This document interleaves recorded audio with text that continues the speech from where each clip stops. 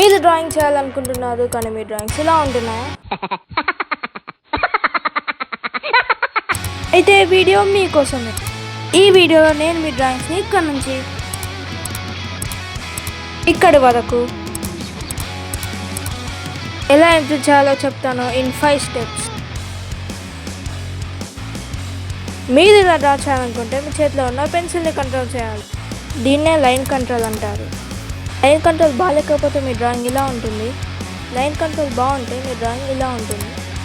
Line కంట్రోల్ని practice చేయడానికి మీరు vertical lines, horizontal lines, slanting lines ఇంకా సర్కిల్స్ని ప్రాక్టీస్ చేయొచ్చు.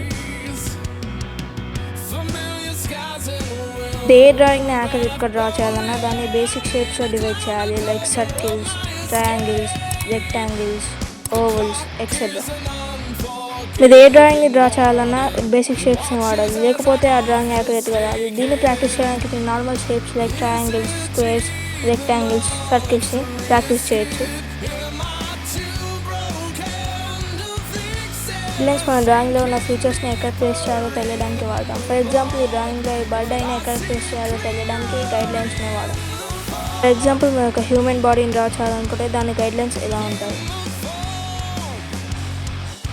నేను ఎప్పుడో ఒక చెప్పింది మీరు ప్రాపర్గా ప్రాక్టీస్ చేయాలి అంటే మీరు యానిమల్ క్యారెక్టర్స్ని డ్రా చేయడానికి ట్రై చేయండి.